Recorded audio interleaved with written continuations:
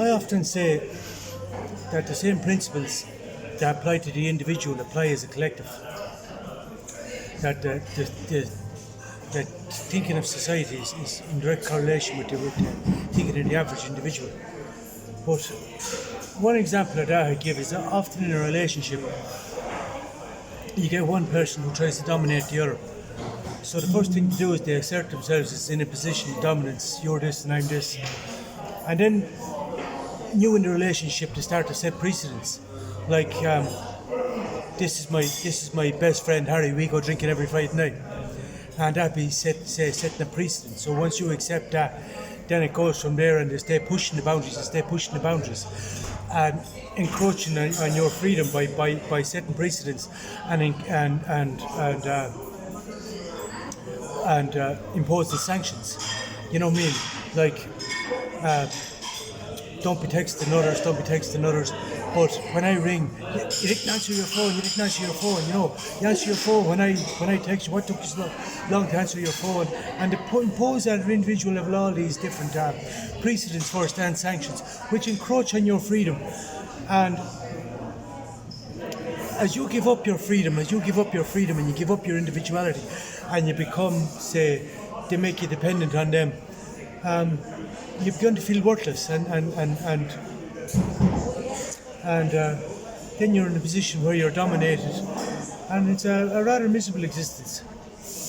But yet you feel that your happiness depends on them, because they've put you in this position. And then as societies level, they tend to do the same as well. They constantly erode your freedom. They constantly encroach on your freedom by setting precedents. This is what's considered normal. This is socially acceptable behaviour, but this is constantly changing. But they constantly stay pushing the boundaries. This is socially acceptable behaviour. But constantly bringing in what they would call different norms. You know what I mean? Different norms, and then you constantly different laws, which also encroach on your freedom. You know, like as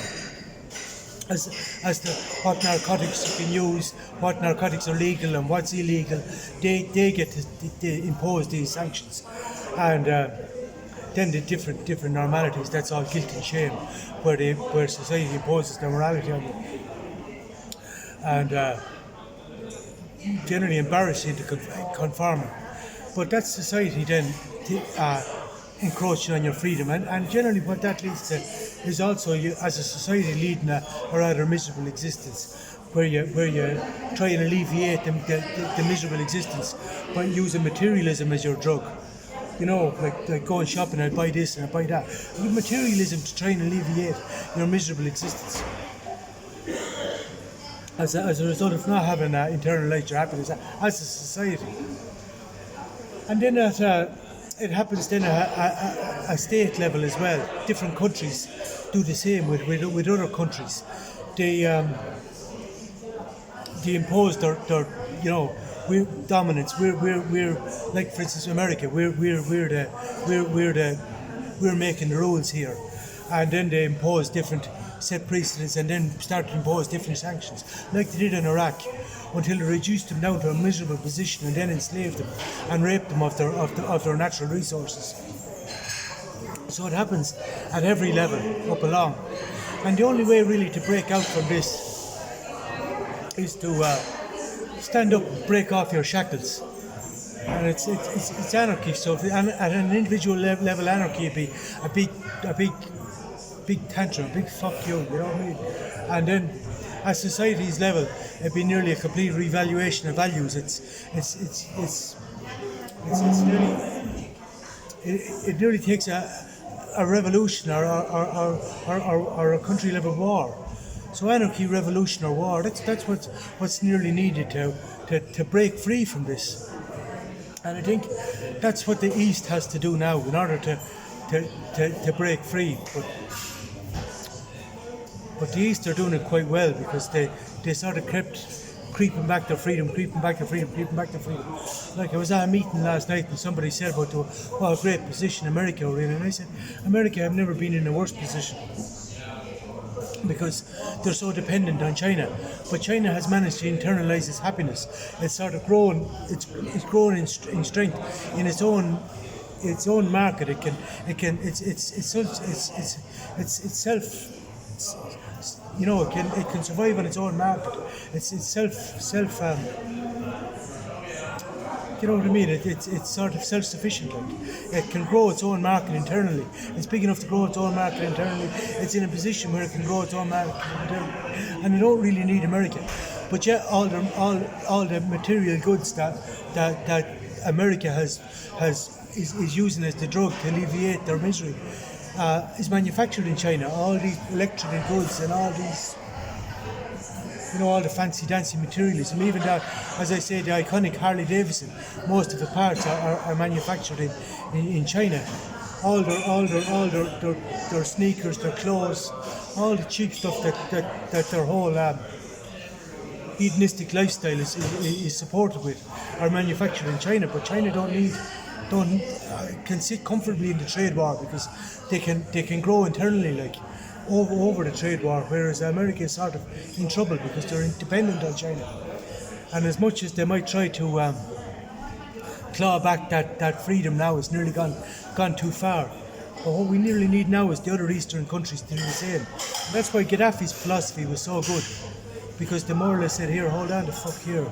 You're not raping us anymore. You know what I mean? We're going to determine what we sell to ye. You're not going to dictate to us what we sell and what we supply to you and what price you give us.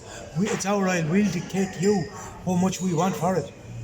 And I think every other Eastern country has to now do the same. The same as an individual. Internalize your happiness, become self-sufficient, more confident in yourself. Basically, don't tolerate the oppression. Stand up and break free your shackles. You know, maybe, as I say, internalize your happiness and become more self-confident and self-sufficient. Increase your self-worth.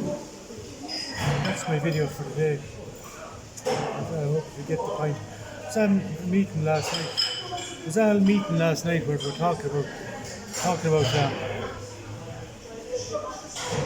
what was it? The meeting was called "Don't be afraid to make money from your business." But it was really what it was the enterprise board, and they have their few cronies, and it's really just where they have a little clique that they pay people to go around to call it Enterprise Week, and they pay certain companies to give seminars, and then they have them in certain places.